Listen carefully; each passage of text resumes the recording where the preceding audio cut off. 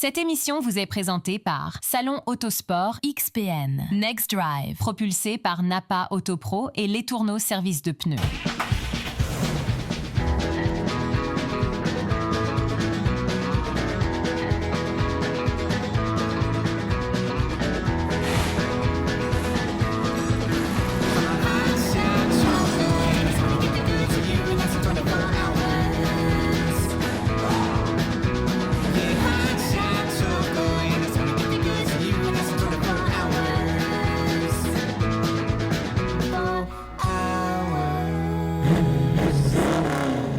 Salut tout le monde, on vous souhaite la bienvenue à cette nouvelle émission de Moteur d'émotion et on vous amène sur le terrain, pas puis à peu près cette semaine, Martin. Bien, c'est ça, moteur d'émotion. Et là, cette semaine, on parle de passionnés. Bien, nécessairement, on va en rencontrer deux, Dan et Dale Bérubé, que vous connaissez de XPN. Puis on va découvrir un peu, c'est venu de où cette passion-là? Alors, des passionnés encore cette semaine. Côté motoneige, on retrouve nos passionnés Mario Lacroix et Martin Roy avec une collection de vintage incroyable. Et une autre Ferrari, bien sûr, en compagnie d'Antoine Joubert, entre autres. Et on commence ça maintenant avec notre chum Hugo Girard. On s'en va voir où est-ce que son projet Challenger est rendu. Après nous avoir présenté le projet de modification de son Challenger, Hugo se dirige à Saint-Hyacinthe chez Driver pour rencontrer Alex Lajoie. Hey, salut! Salut Hugo! Ça va? Ça va bien toi? Là, je vois que tu es plus dans le côté mécanique que le côté body. Ouais, principalement on fait des gros projets de performance mécanique, mais on est capable de toucher pas mal à tout. On fait des projets quand même assez larges, là, dans le fond, qu'on va faire de A à Z, là, pratiquement. Là. Fait que, c'est quoi ton projet? Ben là, moi, j'avais comme une partie de fête. Là. On a fait un côté mécanique, on a fait un bout. J'ai mis le devant d'un L4. Là, je vais mettre le derrière pour avoir les lumières qui matchent. Puis le hood du démon. Okay. Parce que là, j'ai un 426 Supercharge qui me donne pas mal le output du démon. Puis je serais peut-être pas fermé à peut-être regarder voir le blower si on pourrait upgrader. OK. Changer dans le fond de style de blower. Ouais. Fait que tout c'était sur le moteur qui est pas monté encore d'un char, là. Ouais, exact. Le moteur là, qui est sur le dyno présentement, c'est un moteur flambant neuf qui s'en va dans un modifié de terre battue. Il n'y a aucun moteur qui part d'ici sans passer sur le dyno. Nous, dans le fond, c'est notre garantie pour nous. Fait que tu le passes sur le dyno, après ça, tu la repasses aux roues. Dépendamment, ça s'en va dans quel genre de véhicule.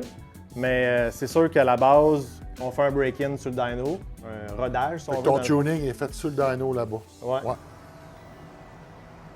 Oh, t'es bien installé, hein? C'est pas tous les shops qui sont installés de cette façon-là. Nous, c'est un système qui est ventilé. Fait toute la salle est ventilée en tant que telle.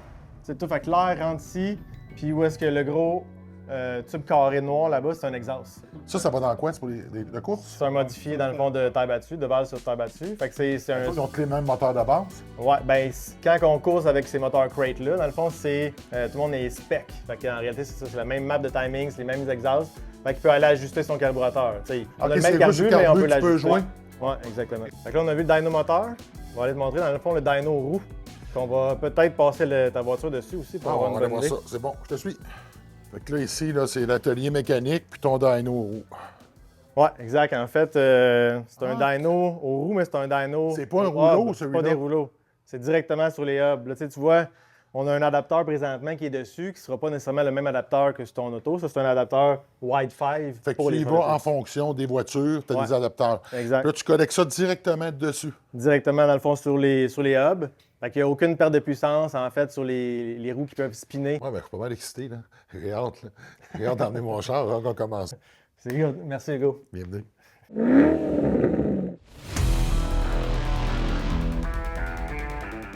On est en présence d'Elio, un homme unique, mais de la Ferrari 296 Challenge qui, elle aussi, est passablement unique. En fait, il y en a quelques-unes ici au Québec et elles sont à peu près toutes dans le garage où je me trouve en ce moment. Une bagnole fantastique, 1330 kg au niveau du poids, 691 chevaux, pour un rapport puissance cylindrée de 234 chevaux par litre, ce qui est quand même assez exceptionnel. Ça doit décoller pas à peu près, là. Oh, c'est incroyable, l'auto. C'est une évolution de tous les challenges. C'est extrêmement nimble, comment est-ce qu'on dit ça en français, là? Nimble. Nimble. Et puis, c'est extrêmement rapide. C'est bien plus rapide que le 488 qu'on avait avant. Et puis, il y a beaucoup plus de grip parce que les pneus sont plus larges. Les freins sont meilleurs. C'est Un système de Brake frein. by wire. C'est ça. Fait que c'est un système de frein Oui. qui est unique à cette bagnole-là, Oui. qui est dérivé directement de la F1 et qu'on installe chez Ferrari pour la première fois là-dessus. là. Exactement. OK. Exactement. Et puis, ça fait une grosse différence en freinage. Puis, Vous avez eu la chance de la rouler sur le circuit du Mont-Tremblant, celle-là et les autres qui sont ici. Oui. À quel point c'est une évolution extraordinaire par rapport à la 488? s'il y a 2 secondes plus rapide par lap, Wow! Oui. Quand même. OK. oui, quand même, c'est beaucoup. Et c'est une 296, mais sans électrification. Sauf qu'à Tremblant, il ne faut pas que ce soit trop sonore. là. Non, mais Ferrari nous fournit, mais il faut qu'on paye, Ah pour oui? les- pour l'échappement OK. qui fait les normes. Parce que même en Europe, hein, il y a des normes pour le bruit. Fait qu'ils ont construit les mufflers pour l'échappement pour ça. Fait que ça passe, c'est bien. Ici, il y en a 3 dans le garage. Oui. Ce sont des voitures qui sont extrêmement rares. Combien ça coûte une machine comme ça? Ça coûte 500 000 US, plus les pièces de spare, comme les roues ne sont pas inclus avec. Il y a beaucoup de ces points inclus. Hein.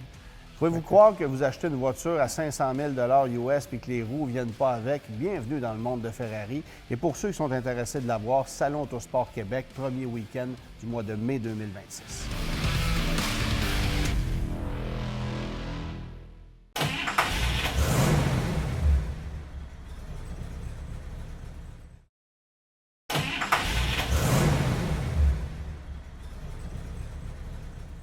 C'est toujours un grand plaisir pour moi de retrouver Dan Bérubé. Dan, d'abord, comment tu te sens quand tu es comme ça sur la piste avec le char puis que tu vis des semaines comme la Speed Week?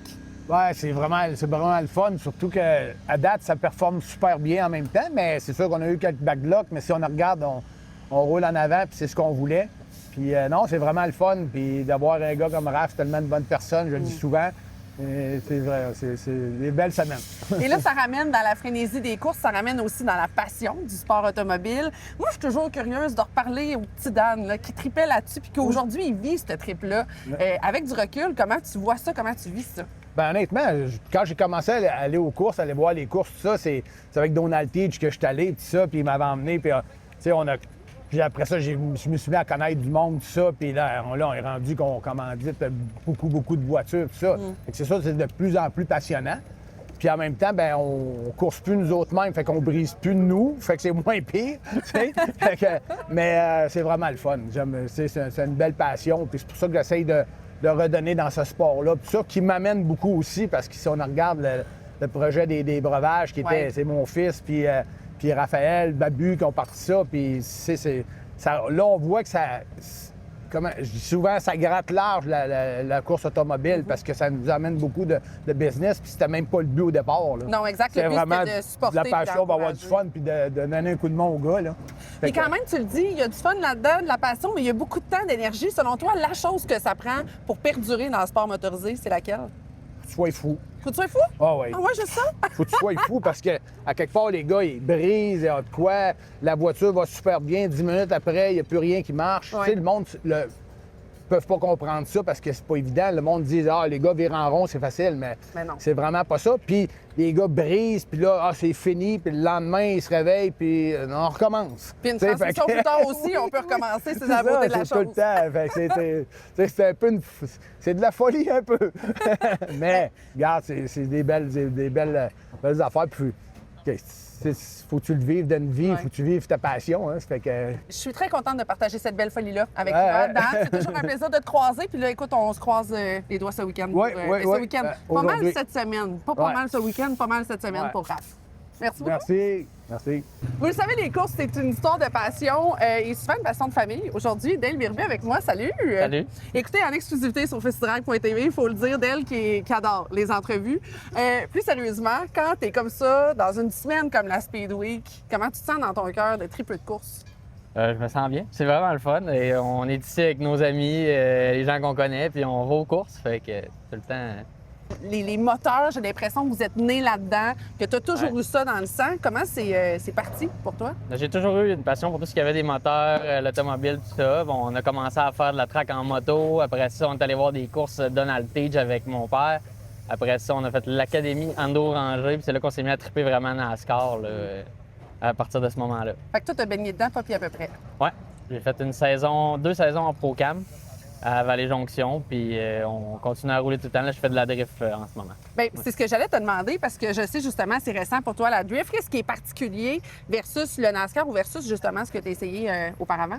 La manière qu'on roule, c'est plus. Moi, je le fais pour le plaisir. Fait que je suis moins quelqu'un d'extrêmement compétitif. Fait que quand je fais aux courses, je laisse souvent la pression monter à la tête. Fait que j'aimais mieux ça dans le sens que c'était pas compétitif, c'est pour le fun. On bat des chars, on a du fun. La gang, elle est le fun, tout le monde s'aide. Fait que c'est un peu ça que j'aime de la drift. Puis comme quoi, bien, on traîne notre plaisir jusqu'ici. Qu'est-ce qu'on souhaite, bien sûr, pour la course aujourd'hui? Une victoire. Hey, regarde ça, également, c'est une bonne réponse, Dale. Merci beaucoup. Merci. Le supplice est terminé. Oui, merci.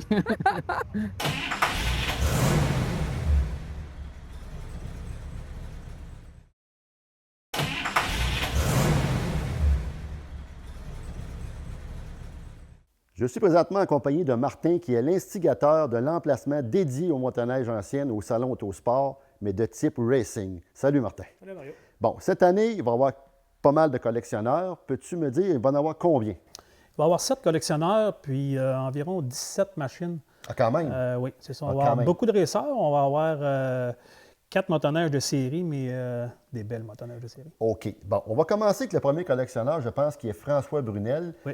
François va nous apporter quoi? Il va nous apporter un Arctic 4 King 4 cylindres 800 cc, une machine un peu rare. C'est assez rare. Je pense que même au Québec ou au Canada, il n'y en a pas bien de ça. Après ça, il nous amène comme 2 ou 3 autres machines, je pense? Oui, il va y avoir un autoski Mac, assez rare aussi, 1972, 650, 3 cylindres. Autoski fabriqué par les frères Lacasse. L'usine était à Lévis à l'époque, je me souviens très bien. D'ailleurs, cette motoneige-là, ce qu'il faut retenir, c'est une 72,5 qu'on me dit. Ouais. Et pourquoi ennemi? C'est que les premiers racers étaient faits à partir de frames de motoneige de base. Et en cours d'année, on a modifié ça pour avoir des châssis plus axés sur la course. C'est bien. Prochaine motoneige? Polaris TX 2+1, 800 cc. 2+1, c'était pourquoi? Donc, c'est-tu une histoire de cylindre, je pense? Oui, exact. Ça passe 2 cylindres plus 1, une affaire. On va appeler ça un 2+1. Belle machine aussi avec l'exhaust de côté pour faire plus de place justement au moteur. Voilà. Parce qu'on parle de grosses machines, de grosses cylindrées quand même. Et pour conclure, on parlait, je pense, d'un Scorpion. Un Scorpion Stinger, encore 800 cc. François, il y a des grosses cylindrées. Oui, pas mal, ouais. Motoneige un peu plus lourde, axé plus pour le drag, mais il y a des affaires assez belles à voir dessus aussi. Vous pouvez retrouver le signe du Scorpion sur le siège déjà embossé. Après ça, on va parler d'un autre collectionneur, un gars qui vient d'Alma, oui, c'est le chum à Barrette, Marcel Bouchard. Il nous amène quoi, Marcel, cette année? Marcel est toujours dans le Polaris. Il va nous amener un Polaris Centurion, 1980, 500 cc. Vraiment une belle machine. Quand même. Puis après ça, il y a un Polaris Starfire TX, 1975, Snow Pro. Snow Pro avec BDC. Oui, un BDC, Professional Driver Circuit, pour ceux qui me demandent pourquoi. Ouais. On a un petit quelque chose de spécial cette année aussi. On va vous apporter une motoneige que Jérôme Cloutier de Saint-Raymond va nous amener, la Moto Cométique. Oui, elle était fabriquée par Rousseau Métal dans les années 70 à Saint-Jean-Port-Joli. Alors ça, c'est un petit bonbon qu'on ramène de plus. Et on va avoir une Autobogane également de 1961. Ça, c'est une machine, une grosse patente là, pour les neiges tapées dur surtout, axée sur le travail. On vous invite tout le monde au Salon Autosport Expo Cité. On vous attend. C'est fou à quel point que la peinture, on voit tout là. C'est le plus gros du travail. Ça va être vraiment de les sabler toutes les graphines qui ont été faites par le papier sablé que tu as utilisé. Entre le grade utilisé avant et le 800, il aurait peut-être fallu utiliser d'autres avant. Ouais, OK, il faut vraiment tout ça. Mais moi, j'aime ça sauter les étapes. Oui. Bien là, ça apparaît finalement sur le résultat. Okay.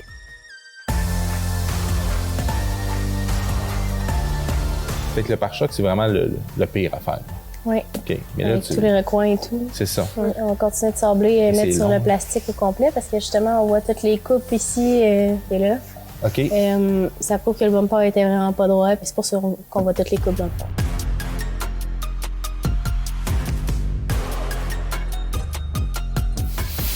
Je vais venir t'aider.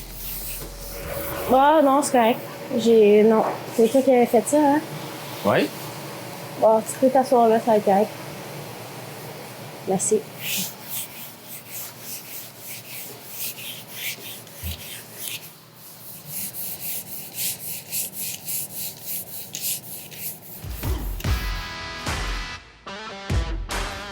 Fait que là, en gros, tu viens d'installer un peu de mastic sur la carrosserie, mais il n'y avait pas de POC, il n'y avait pas rien, là. Dans le fond, c'est parce qu'il y avait des coupes, comme on peut voir ici. Là. Fait que là, tu me dis qu'avec ça va être plus droit, là. Oui, exact. Oui, c'est vrai que ça Ouais, fait vraiment là, plus droit. Mais il est...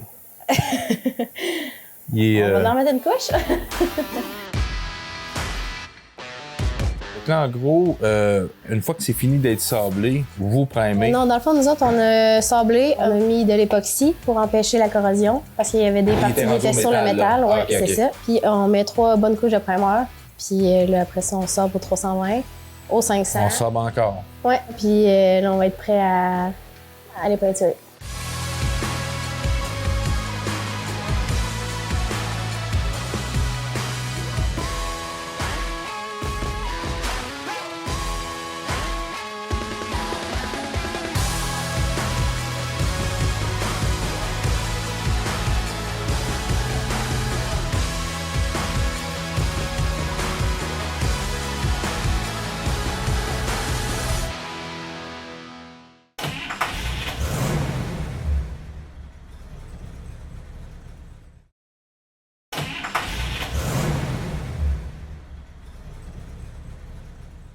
Troisième chronique. Aujourd'hui, on parle de préparation de la carrosserie. Autant du volet du décapage. C'est important. Il y en a plusieurs qui vont envoyer leur carrosserie au sandblast. Puis ils vont faire sandblaster les grandes surfaces. Exemple, une porte. On ne peut pas sandblaster la surface d'une porte parce qu'on va chauffer la tôle et on va faire des déformations. Fait que ce qu'on va faire, c'est qu'on va décaper les grandes surfaces avec du décapant. Puis, on va faire sandblaster juste les endroits là, durs d'accès pour le décapage. Sinon, mais il y a encore la solution là, du trempage dans un bain d'acide. Par contre, au Québec, on n'a pas ça. Il faut se déplacer là, vers l'Ontario pour faire cette manœuvre-là. Aussi, on va parler de la tôlerie. La tôlerie, réparer les endroits qui sont trop corrodés pour pouvoir les peinturer comme ça. Faut faire attention quand les pièces se vendent en reproduction et qu'on est capable d'acheter les pièces. Ben, c'est toujours mieux d'acheter une pièce neuve que de réparer, exemple, une porte qui vaut 800 ou 900 $. Ben, on va plutôt acheter une porte neuve que de faire de la tôlerie dessus. Mais des fois, ça se vend pas, on n'a pas le choix de réparer la pièce qu'on a. Là. Dans le fond, avant de réparer une pièce, il faut toujours s'informer si on est capable de l'avoir dans le neuf de 1. Puis si vous n'êtes pas sûr pour la préparation des pièces, ben, informez-vous un professionnel. À la prochaine chronique, on va parler de choix de primeur, choix de peinture, les types de peinture, puis le choix de la couleur, bien entendu. Voici la suite de l'entrevue d'Olivier Damèche avec le fils du fondateur de Lamborghini, Tonino Lamborghini. Le succès des tracteurs permit à mon père de s'offrir des voitures d'exception. Maserati, puis Ferrari. Mais les Ferrari présentaient un problème d'embrayage fragile. Un jour, excédé par les réparations coûteuses à Maranello, il démonta lui-même l'embrayage et constata qu'un modèle de tracteur, plus robuste, pouvait parfaitement s'adapter. La voiture fonctionnait désormais parfaitement. Il alla en parler à Enzo Ferrari. La réponse fut sèche. « Tu ne sais pas conduire mes voitures, retourne à tes tracteurs. » Ce fut l'étincelle. Malgré l'opposition des banques, des ingénieurs et même de ma mère, il décida de construire sa propre voiture de sport. En 1963, il consulta l'ingénieur Giotto Bizzarini. Ses exigences étaient claires. 4 arbres à cames en tête carter sec pour abaisser le moteur, boîte 5 vitesses, suspension indépendante aux 4 roues, 12 carburateurs double corps. Des choix révolutionnaires pour l'époque. Le taureau devint l'emblème, symbole de puissance, symbole de force, et aussi son signe astrologique. En 1966, la Lamborghini Miura devint un phénomène mondial. Pour moi, c'était presque normal. J'étais né dans cette entreprise. Mon père me confiait une Miura et me disait « Fais-la conduire à tes amis. Ce sont les conducteurs ordinaires qui détectent les défauts. » Elle atteignait 90 km/h en première vitesse. À l'époque, c'était inimaginable. Mon père possédait un Riva Aquarama qu'il modifia en y installant 2 moteurs V8 inversés. Avec son ami, le boxeur Nino Benvenuti, il participa à des traversées entre Pula et Cervia. Ces expériences contribuèrent à l'émergence du concept moderne d'offshore. plus tard, Lamborghini devint champion du monde offshore pendant 11 ans.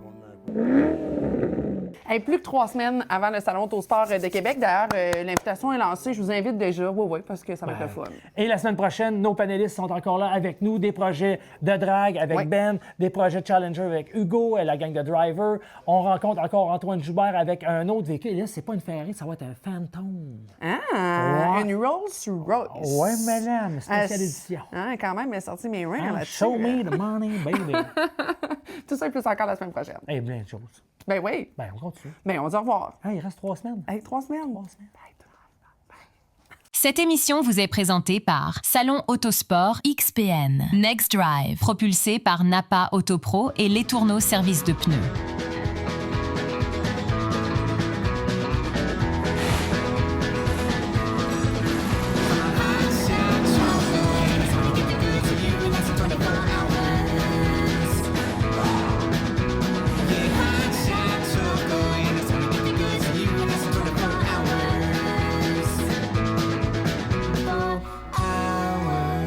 hours.